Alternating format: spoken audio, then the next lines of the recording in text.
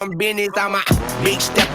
Yo ho ho! What is up, everybody, and welcome back to another episode of the Off the Bench podcast. I am Daniel Ball, and I'm joined as always by my co-host, my partner in crime, my brother from another mother, Jim Cross. And Jim, we are talking United Grid League tonight. First time ever. We're going to be talking to Matt Hornaday, owner, general manager, coach, you name it. He is the jack of all trades for the Palm Beach Breakers in the United Grid League. But before we talk to Matt, we got to pay the bills around this place. Chinook Seedery, whether you're on the field or in the boardroom signing deals, Chinook will help you get the job done. Old Dominic Distillery, experience 150 years of tradition in the heart of downtown Memphis. From bourbon to vodka, whiskey to gin, Old Dominic's got you covered. Stop in today for a tour or to pick up your favorite bottle. And as always, tell them DB, tell them Jim from the Off the Bench podcast sent you. Jim, I feel good. The bills have been paid. We can get this thing going. So help me out. Welcome on to the show with the biggest interview in podcasting this week. Palm Beach Breakers owner, general manager, coach, jack of all trades, Matt Hornaday. Matt, my man, how are we doing tonight?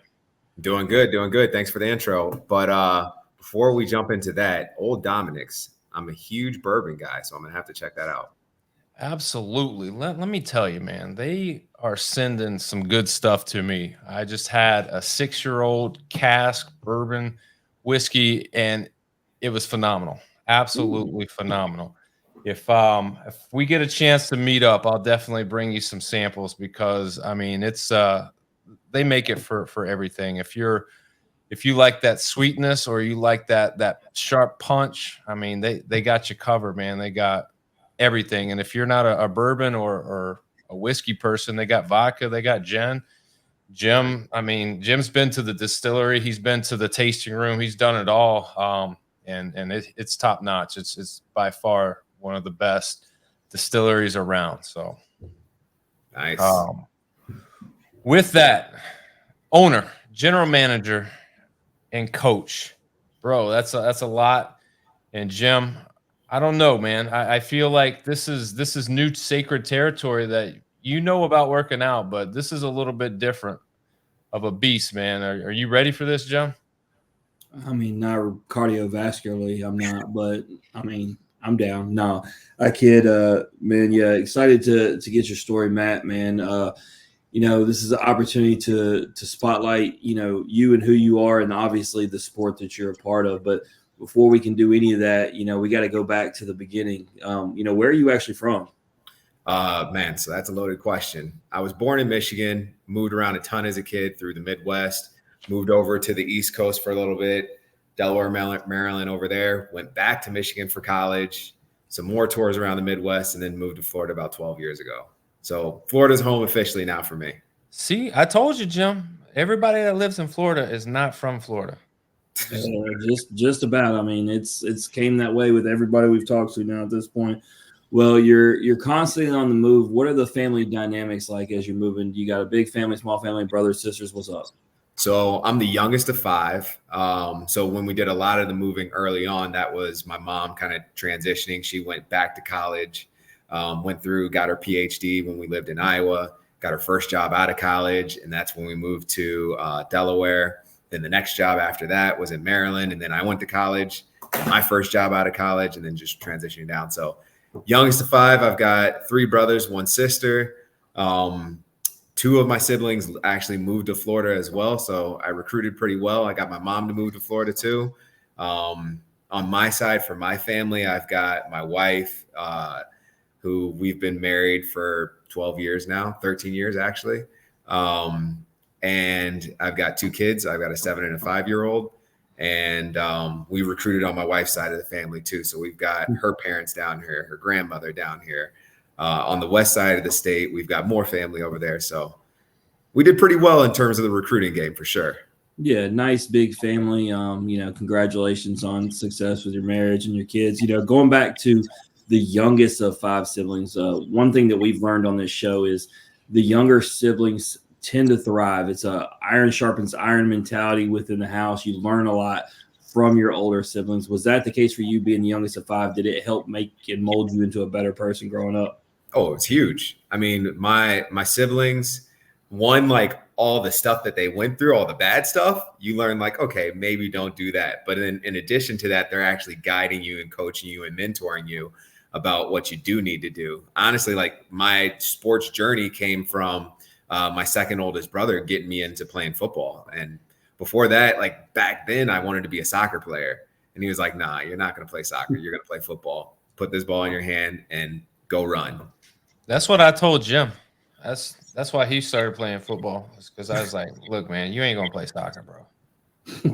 Come on out here. If I would have played soccer, I went to college for it. That's your fault. That's what you just took with that. But it's an enabler. Matt. So you mentioned soccer. You mentioned the sports growing up. Being an athletic guy. Where I just have a feeling. Were you one of those guys who kind of tried everything? I did. So I played football, a little bit of baseball in my younger years, basketball. I mean, I was never great. Don't get me wrong.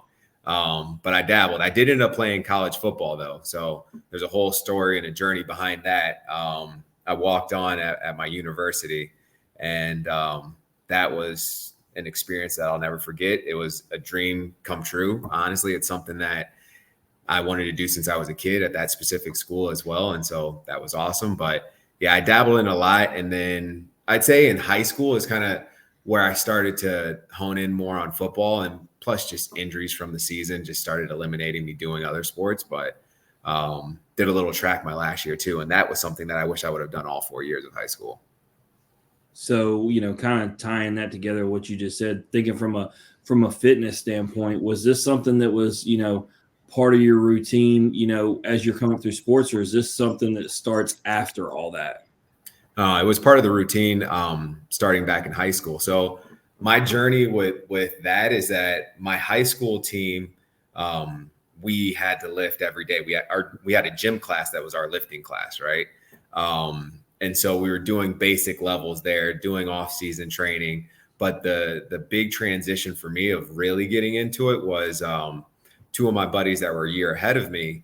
Going into my senior year, they were training to walk on to a college team or get signed by a college team. And so I started training with them for my off-season going into my senior year.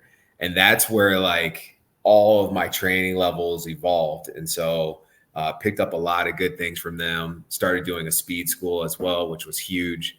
And then went through my senior year of football there, and then transitioned to college. And then, of course, once I was on the team there, it was an entirely different level of training than I had ever experienced. Well, I'm downright jealous that you mentioned, training in school. Daniel, I'd have been more prone to not leave school in the middle of the day if we had some training. Bro, like, how is it? Like, we went to school and we had to stay after the workout.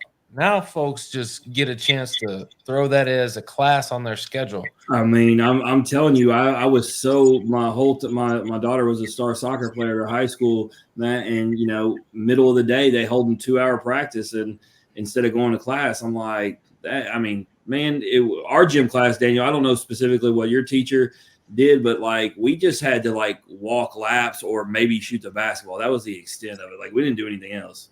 I mean, there wasn't a lot of fitness going on, like mandatory. There was a lot of like play at your own leisure. There was nothing organized. Where'd you guys go to school?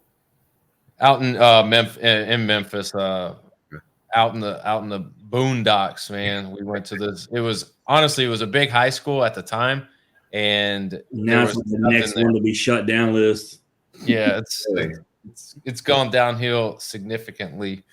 But Daniel left and they didn't know how to handle it. That's it. They got sad. They're like, man, what are we gonna do? We might as well just shut the doors. I mean, we got this beautiful school, but I wasn't there. So no, but Matt, let's get into grid. When I talk to people who are involved in grid that are playing in the United Grid League or just know about it, I always ask the first question, what is grid? Because there's a variety of different answers, some being very basic as to working out, it's a sport of working out. and some get very elaborate into the science of it. So I ask you, man, as the owner, as the GM, as the coach, in your words, what is grit? Yeah. So first things first, it's not a training methodology, right? What we do on the grid for is purely competition, and of course with an element of entertainment. So I think that's the biggest thing. Most of the athletes that are in our sport, their background is CrossFit, a majority. Then you have another section that's background is like gymnastics, another section that might be like strongman, strong woman competitions. And so there's several different aspects that come together to make the actual sport click. And so it's in itself, it's not really a training methodology. Even our athletes, as they're training throughout their week and season, they're doing their normal workouts and then adding grid elements onto it, right? So when we break down like what grid is, I mean, shoot, it's one of the fastest paced sports that I've ever been involved in. One of the most highly dynamic in terms of the movements that we do, which is insane. And for me, one of my favorite aspects about it is the team element and having girls competing with guys on the grid. Like, it's not being done on a daily basis right now outside of grid. There's nothing better than to watch girls just beat the shit out of guys in certain elements on the grid, and you're just like as the guy, like you look over there and you know that you're about to get destroyed by whoever.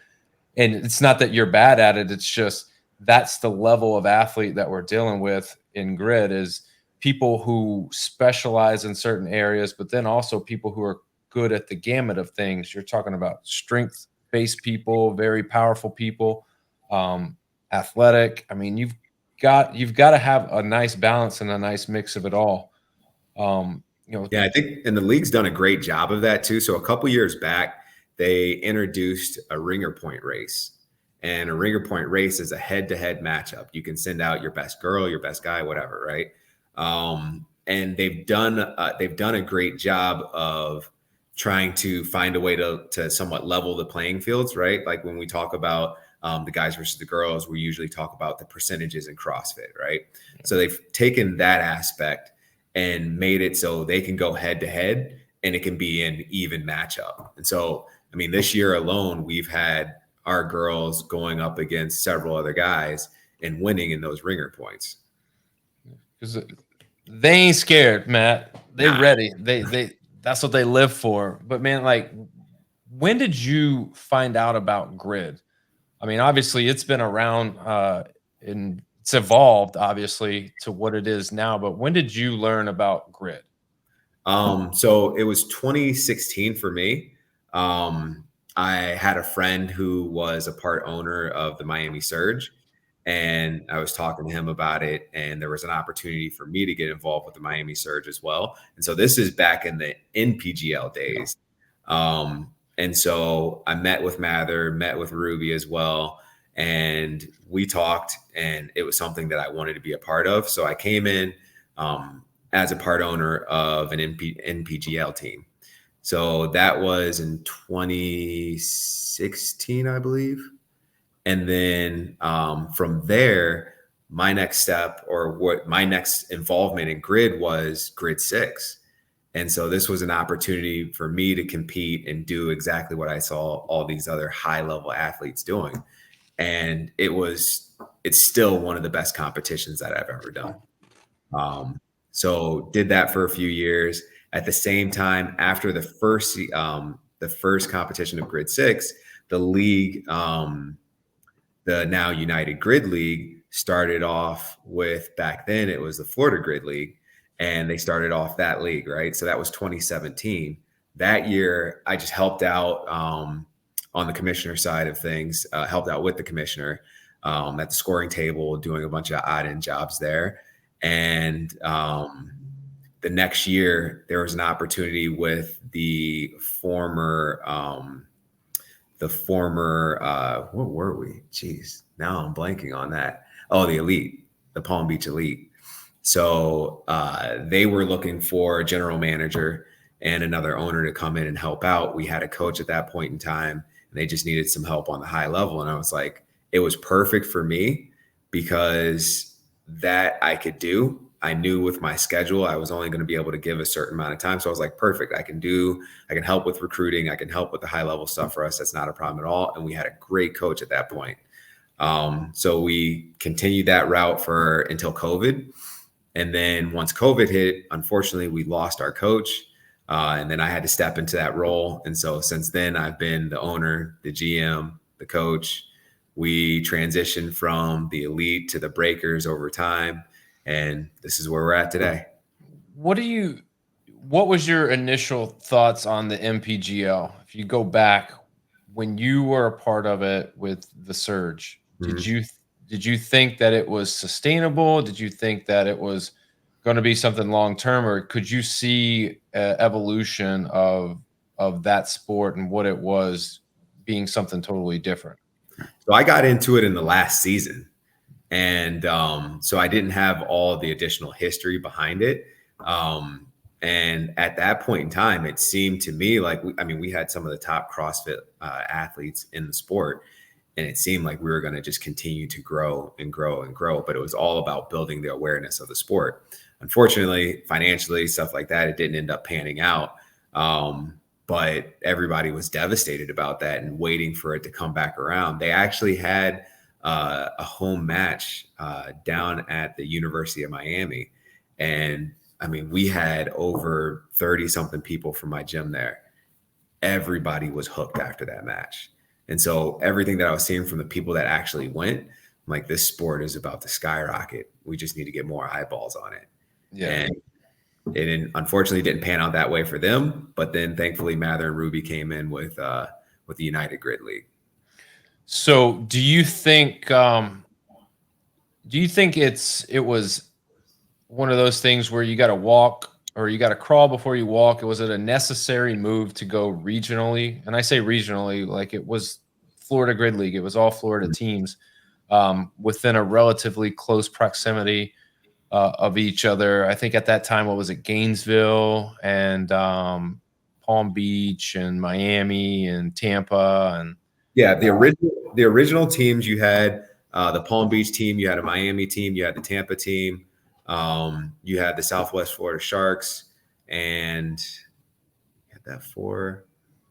And I'm sure I'm missing one or two, but there was definitely, I think there were 6 teams when they originally started.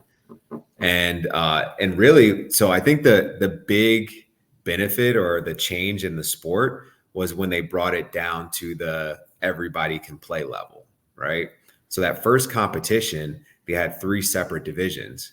And so if you think about it, or you compare it to like CrossFit, you have your RX Plus, your RX, and then you have your scaled. And it was just like that. And so everybody got to get in and get a dose of this sport. And that's where you saw not only we saw athletes rise in the sport, right? So a lot of the people that were in that were competing at that first competition ended up playing in the first season of the Florida Grid League. And but then it also gave people I can actually do this. I have an opportunity to play and compete.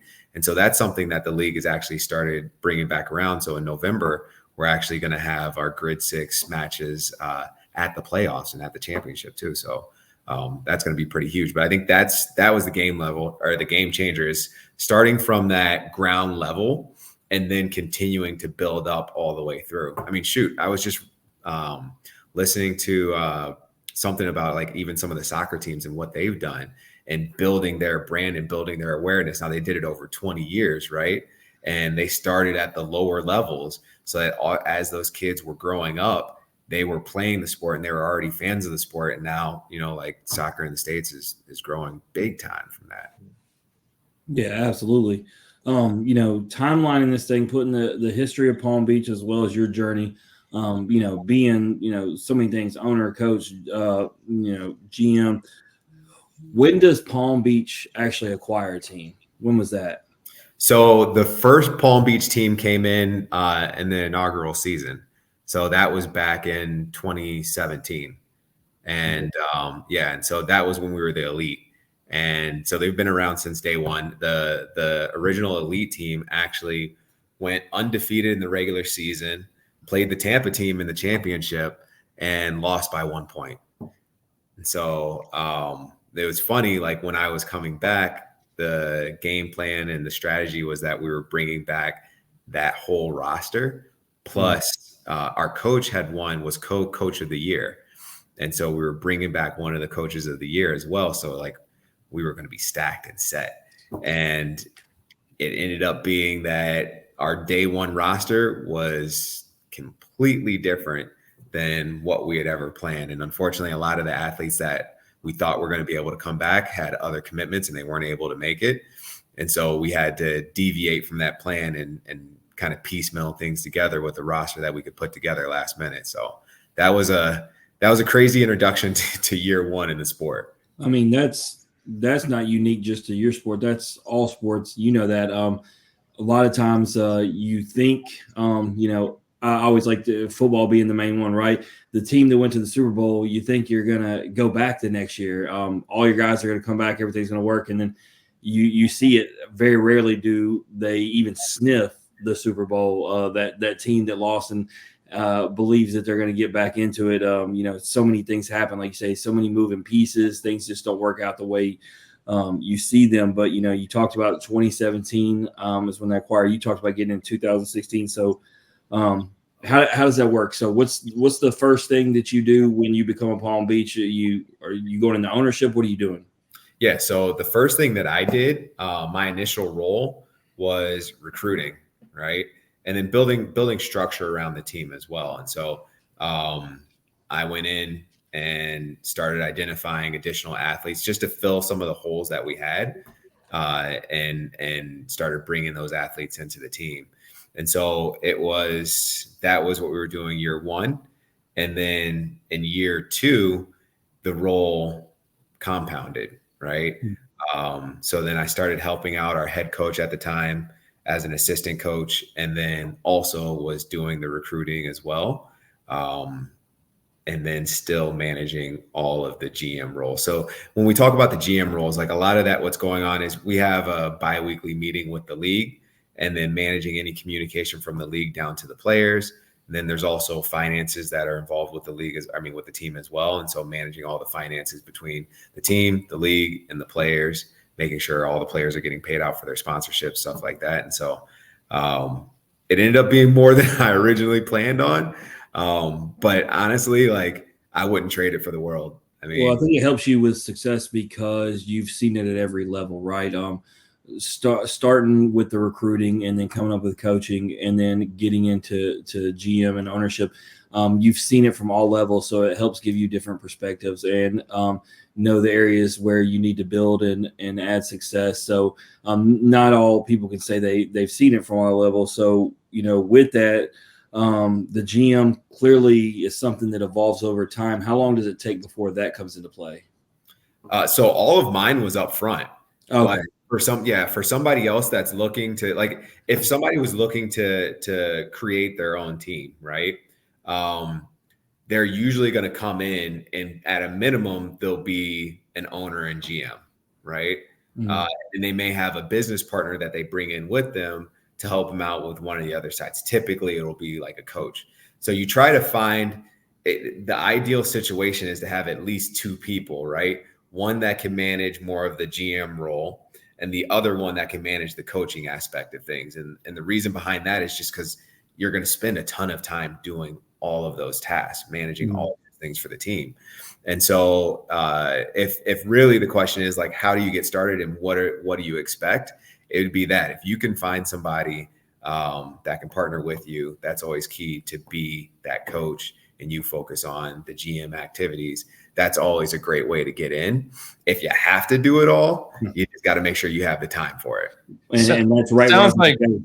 It sounds like us, Jim. Like we say one thing, but we do the other. Like Matt's talking about, you need to be able to diversify and like spread out the roles, but yet he's the owner, the GM, and the coach doing it all.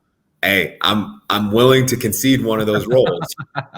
I would love to get somebody that's as passionate about the sport as I am and my athletes are to come in and take over at least our coaching job.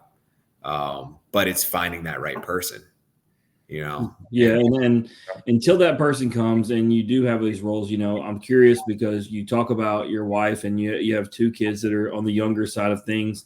How do you balance that life? You have all these roles that you have to wear, including the ones at home, which are the most important as a husband and a father. So how are you able to balance all this? What does a day-to-day with Matt look like? Whew.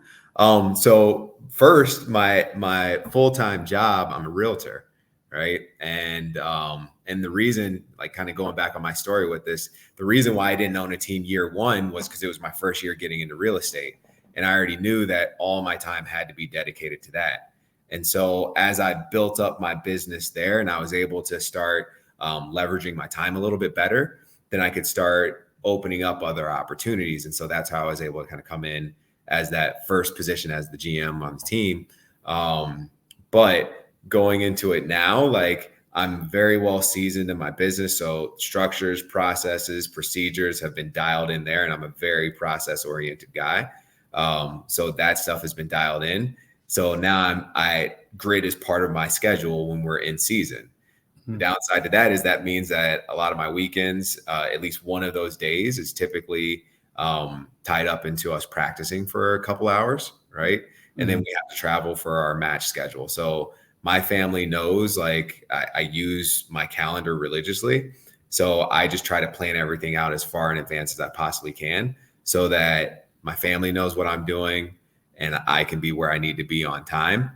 And then I'm also a very involved father too, right? Like that's one of the best things that I have in my life is my 2 little nuggets. And so I don't want to miss their sports, their activities. And so there's certain times when I've got to be able to, I might have something put on the calendar, but if my kids have something, they're extremely important. And I got to make sure that I make that as well. And so we always, me and the family, between me and my wife, like we have all the kids' activities pinned down and we're going through it every single week to say, all right, what's our cover down schedule for this week? What do you have in the mornings on this day? What do you have in the afternoons on this day?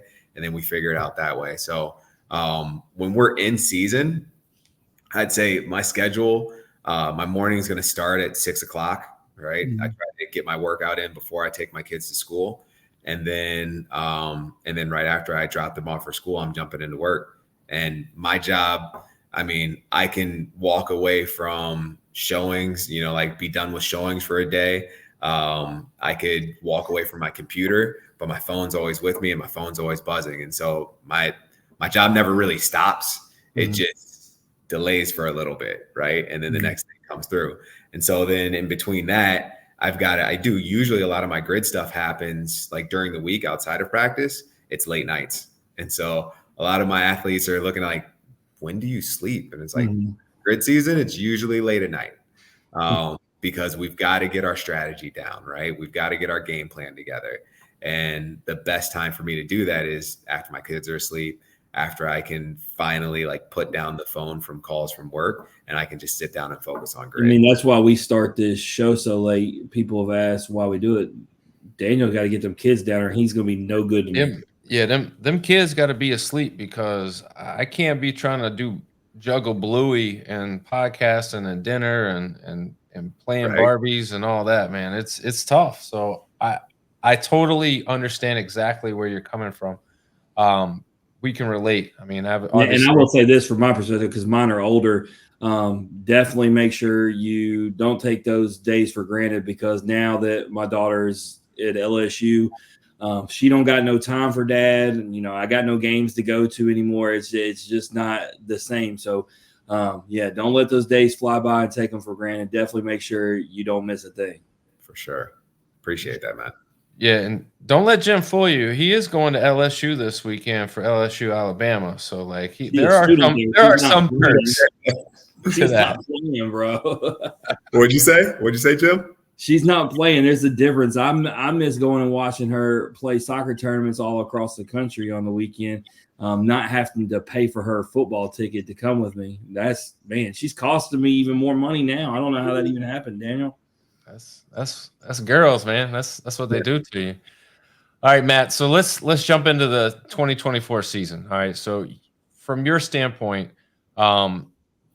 at the season as a whole, we're starting to get into the championship mode here. I think next weekend, and tell me about the season as a whole for the Breakers. Is it positive? Was it negative? Was it not what you expected? Was it exactly where you expected? So our regular season ended in Vegas. So definitely not with a win, I might add. With a it win. Did end with a win. It did end with a win. But there was a lot that went on this season that was not expected.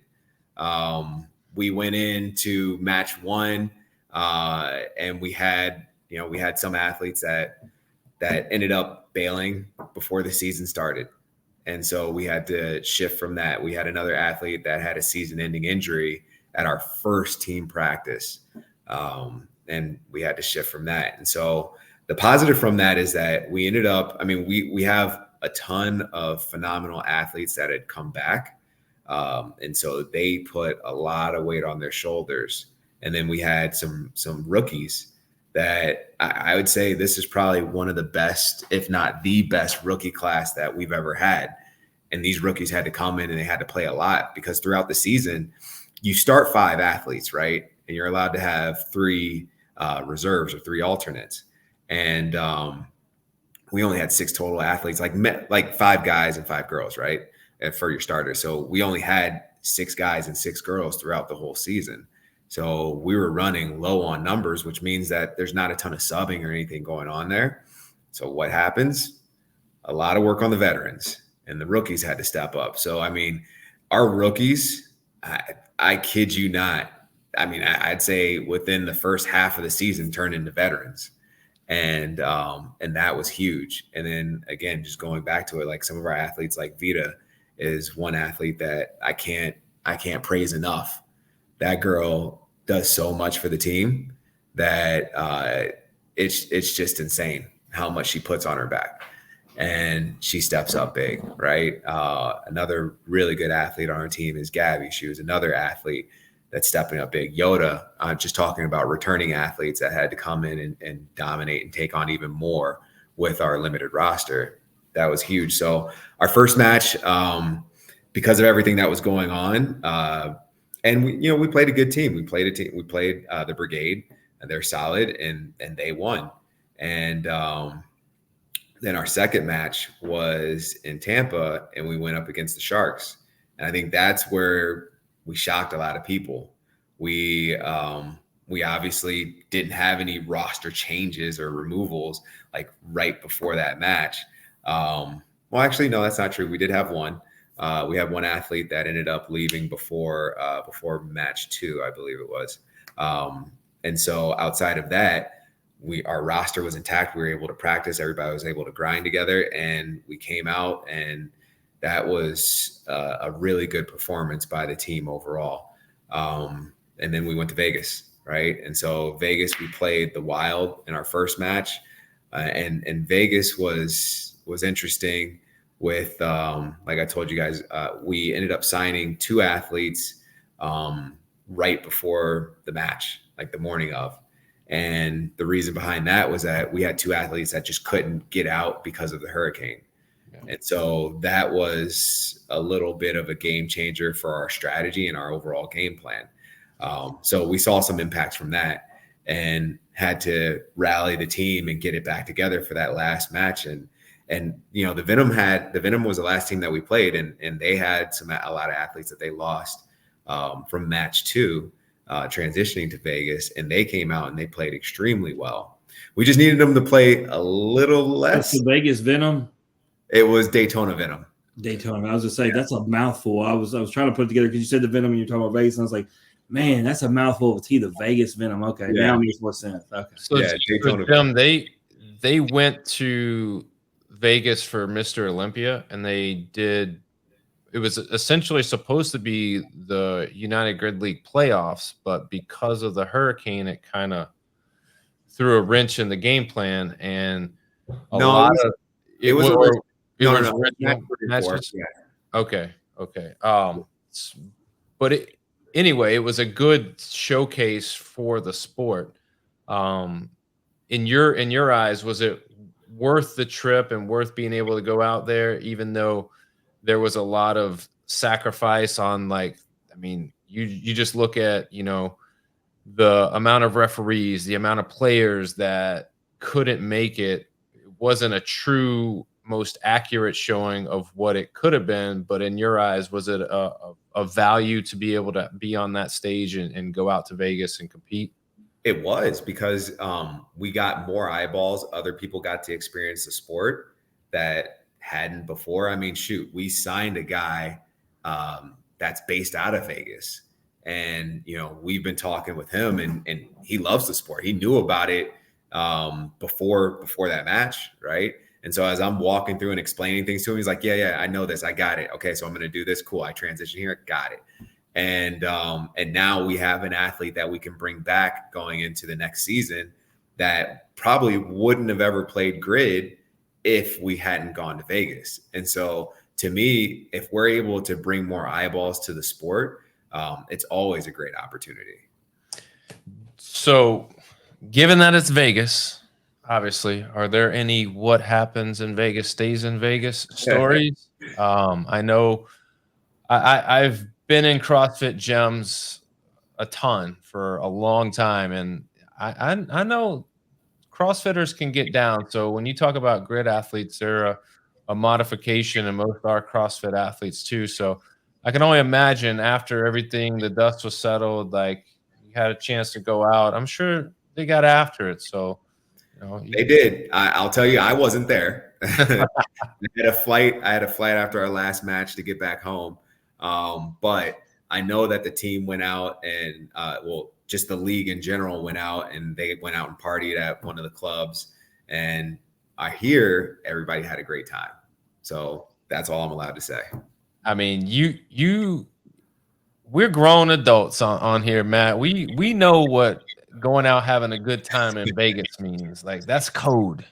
That's code for good times. But anyhow, I do want to ask you, because you talked about having rookies have to step up, and a lot of people may not understand, like, yeah, it's difficult for a rookie to come into grid because there's so much strategy that goes into each of the workouts, and the rotations and the movement and the subbing in and subbing out. It's almost like hockey in a sense, where you have line changes that are happening as other people are moving down the grid in real time. So,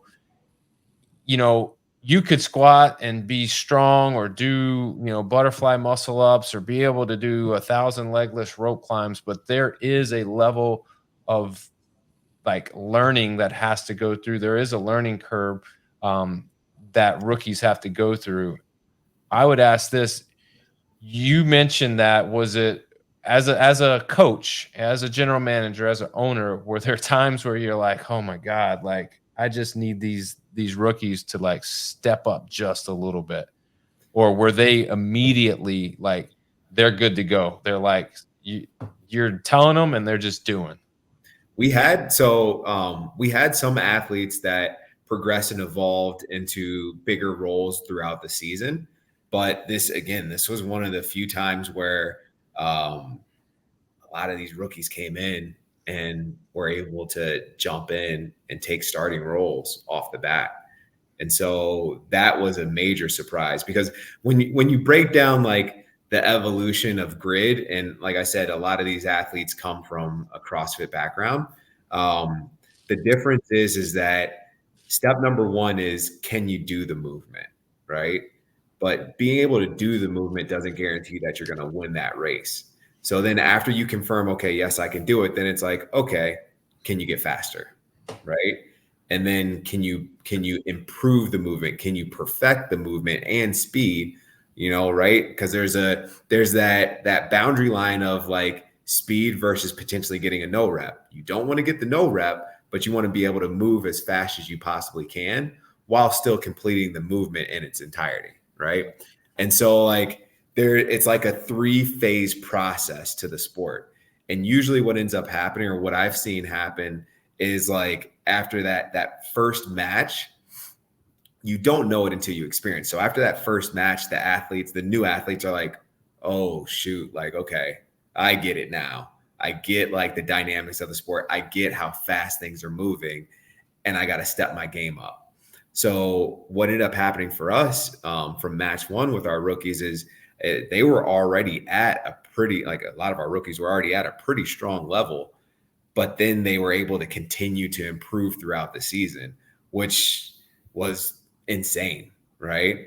And so it wasn't like I never had that like shaking on the head moment. I mean, now granted, of course, like you have your normal rookie blunders here or there, but it was very minor, this season versus seasons past. And honestly, like if I had to do grade levels for a lot of these guys, they would have graded very high on every single one of their matches. So talk to me about, looking at this rundown and I'm thinking about, you're talking about these matches. When is the playoffs for this? Yep. So the playoffs are November 16th and 17th, and that's going to be in Fort Lauderdale. So right around the corner. So look, if I'm going to get invested in this, man, I need to know who's the best team. I'm trying to be on a winning team. Who's winning this whole thing, man? Wow. All right. We don't sugarcoat nothing on here. I need to look, man. My dad raised me to be a Saints fan, which is atrocious. Like we aren't good very often. So I want to jump on a win. Jim's really trying to figure out if he can turn this into some type of parlay. If there's a betting line. Now you started talking about Vegas, and then we started talking playoffs. So yeah, everything you could. They're betting on the election right now, Daniel. They brought it in 69% of people voting one way or not voting, but betting one way or the other. That's a scary thing, man. That is a scary thing. I'm telling you, people, degenerates like myself will bet on anything, and I'm definitely getting in on this if I can find a way to bet. So who's winning it? So, all right, before we jump into that, what I will tell you is that so the way that our season ended, right, we were tied for that wild card spot in the playoffs right now. And it came down to race time. So if we would have scored one more point, we would have been in the playoffs. And I'll tell you this, that if we were in the playoffs, I think it would have shaken things up. We know who we would have been going up against match one. We know what we would need to do. We know who we would have been going up after that, and we played them very well as well. So I think we would have been in a pretty good position. But we didn't get that 1 point, so we move on. So if I had to pick who's the favorite right now in the league, I'd say it's the Sharks. And the reason being, their strategy this past season was acquiring as much talent inside the league as possible. And if we think about that, we were just talking about all the rookies, right? And the learning and the education and everything that you have to do.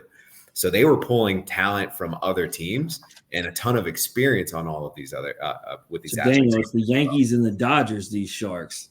I'm telling you, I mean, pulling the heavy hitters in the lineup, I see it.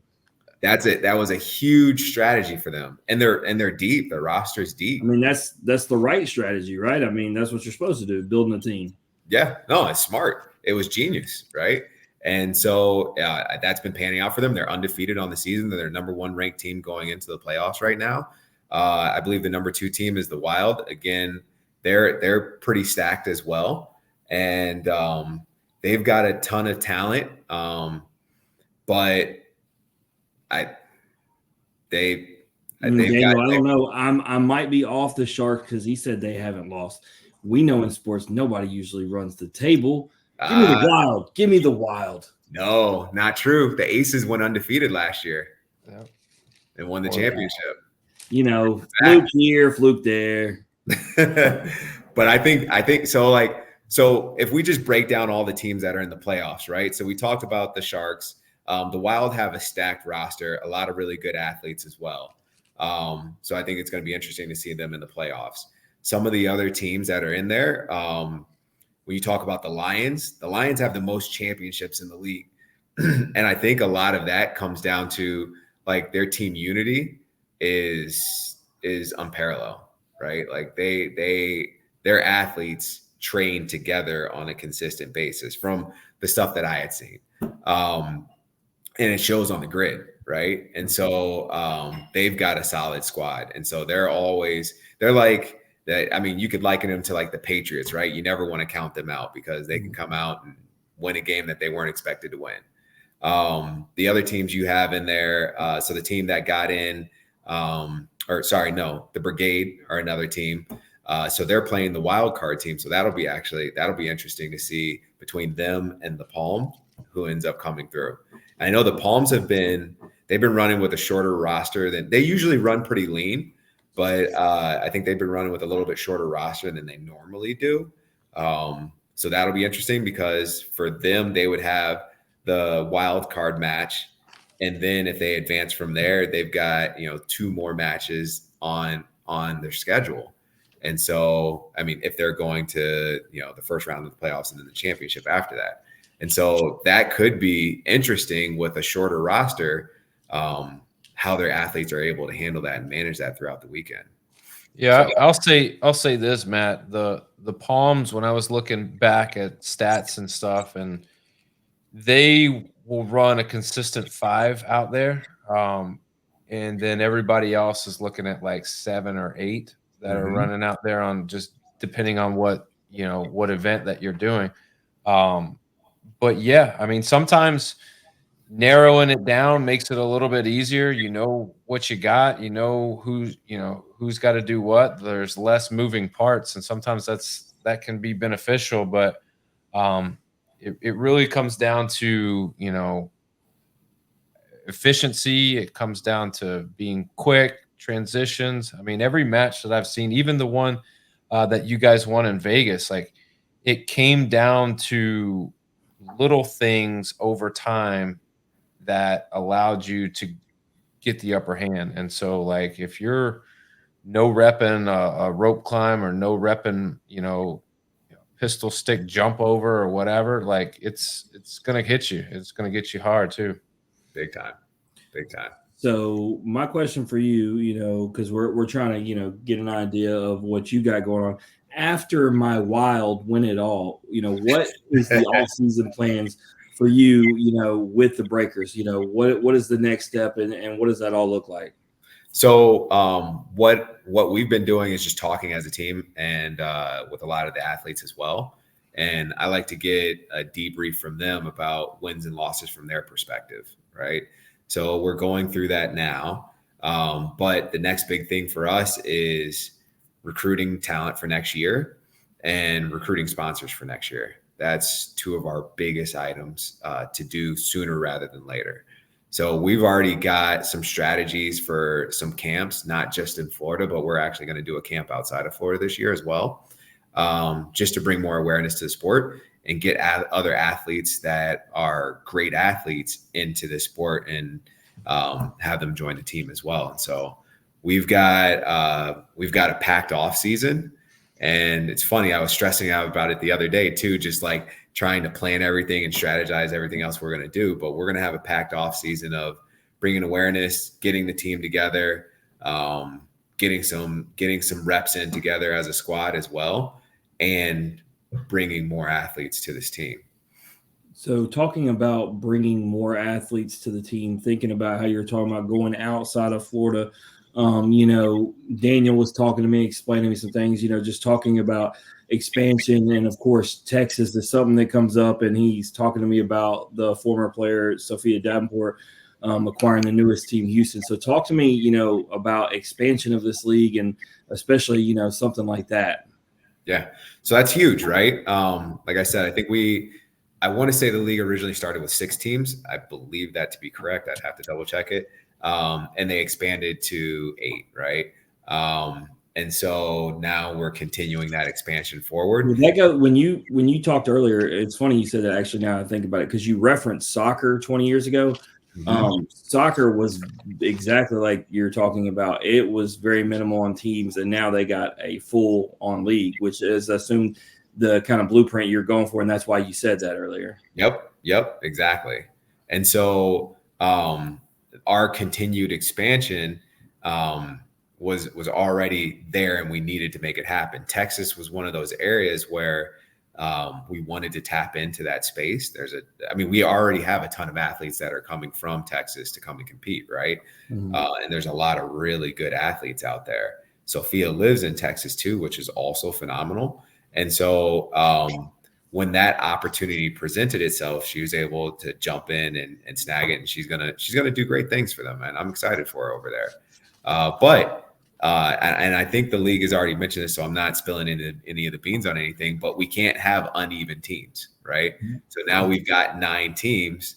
So the expectation is there will be a 10th team added this offseason. Daniel's going to buy a team in Memphis because that's where his love really is, not Florida. He can try to fake you out all day. He still loves his hometown. The Memphis Mains.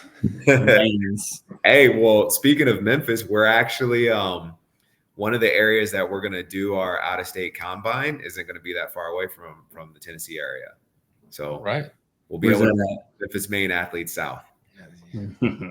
There you go. The Memphis grind is always anything grit and grind. We already got the shirt too, Daniel. We can already rep and promote. There we go. Let me go get a part-time job so I can figure out how to pay for this ownership fee. Have you guys talked to the league about potentially getting into ownership? No. I'm gonna feel it out first. I'm gonna talk to you guys and see how you get some feedback from y'all and see how y'all feel about being owners first before I think about jumping in those waters. But he's definitely interested in general, or else he wouldn't have brought this to me. And he's looking for something new. He's a change of course. So there's definitely opportunity, and he's all about his fitness. He's all about winning. He's a former college baseball coach, national champion. So competitive drives there, athleticism's there, knowledge of the sport. And so, yeah, he's going to learn and take it all in. And it's something I would keep your eye on when you talk about having knowledge and news of potential of happening. Man, that's the nicest thing he's ever said about me. Man, I feel good. We could retire now. I feel like I made it. All right, Matt, before we let you go, usually we play a game called This or That, but I wanted to change things up. We're gentlemen. We're more mature than college athletes. So I wanted to try something different. I wanted to give you a hypothetical and just kind of dig a little bit deeper and just see what you thought about this. Cool. All right. So here's a hypothetical. All right. You find a book and you begin to read this book, and you discover that this is a book of your life. You get to the point of where you're at currently. Do you turn the page knowing that you won't be able to change the events and you know how your life is going to end? Or do you stop reading the book there and just let life play out? Whew. That's deep. I brought the deep stuff. He threw that at me last night, and I was like, okay, and he's like, to the point of what he said to you. We ain't asking no college kids that. They're gonna be like, what did he just bring to me? Yeah, I think, dang, it's a good question for a husband and a father, and you got 2 young kids, and I got a part B to this that I asked Jim, and I just blew his mind last night. So once you answer this, then I'll give you the part B to it. All right. So I'm a huge planner. So in theory, I would love to know what was going to happen. But realistically, I mean, life is amazing and the surprises that it brings you, that I don't think that's one situation that I would want to plan out. I would want to let it just come to me as it's supposed to come. I hear you. What if you get to you're reading the book, you get to where you're at in your life, and you realize there's only 3 pages left? That's why I don't want to know anymore. I mean, now that's some wild stuff right there. Like that. I'm doing everything I ever wanted to do in life. There's 3 pages left. Yeah. Jim said he's gonna burn the book and just burn it down. I don't want to know. I don't want to know. I still wouldn't read those 3 pages, man. I would live my life to the fullest for those last 3 days. But going into that, I mean, I'm a huge proponent of trying to live your best life every day that you possibly can. My mom, I'm in Maryland. My mom had a surgery yesterday. And one of the things that I told her for years, right, is like to live your best life. She's retired. She worked for between school and work. She did that for the majority of her life, and raising 5 kids. Like, this is her season of her life to enjoy everything she ever wanted. Right. So don't miss out on anything.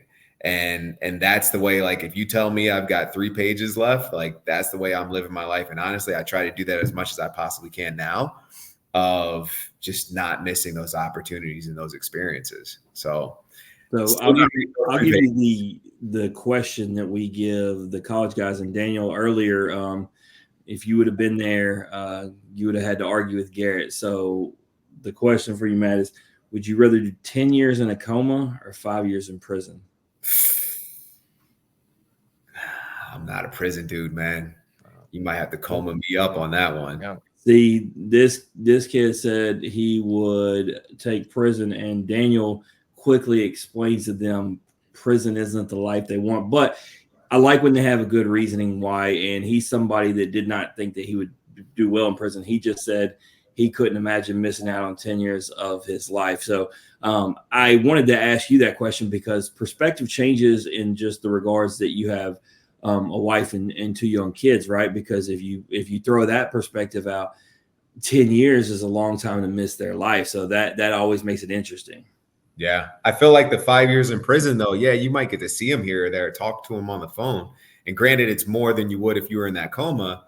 But I mean, that's also tough. I mean, it's a tough one either way, right? Like, I think the prison aspect, you have the mental, you've got, I mean, a bunch of other crazy stuff that happens in prison that you might not want to be a part of. And so, yeah, I don't know, dude. No, not for me. I know I'm 40. I know what I'm good at and what I'm not good at. And prison, nope. But you tell every guest that you're good at sleeping, and you don't even sleep that much. So that's a lie too. But when I do sleep, I sleep very well. You wake up and work out before I'm even close to thinking about waking up and doing anything. I mean, it's not about the quantity, right? It's about that quality. That's right. I work out just the same at 8 a.m. as he does at 5 a.m. I'm just telling you. No, the quality of his sleep. Yeah. I like my sleep. That's what allows me to be in a mental state of mind for the rest of the day to where I can sleep.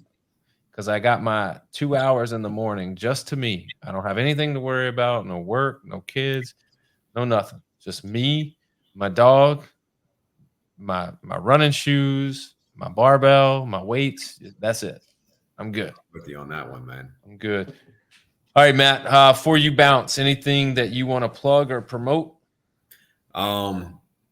Honestly, it's for us, it's going to be what the team's going to be doing in this off season. So anybody that's watched Grid, ever wanted to experience it in person, obviously you guys can come to the playoffs. That'll be in Fort Lauderdale. But more importantly, if you wanted to get onto a team, we will be recruiting heavily. So you guys can reach out to me. My name on every single platform is exactly how it shows up right here. So that's easy to find me there, or you can just come in and find the Palm Beach Breakers as well. And we'll talk with you guys and talk about any opportunities we have with the team. Nice. Well, Matt. Yep. I don't know. They might not even make the championship. Hey. I'm just saying. Look, I'm going to teach you about something, Matt. So one thing that we didn't tell you when we were talking about all these sports is there's a real thing.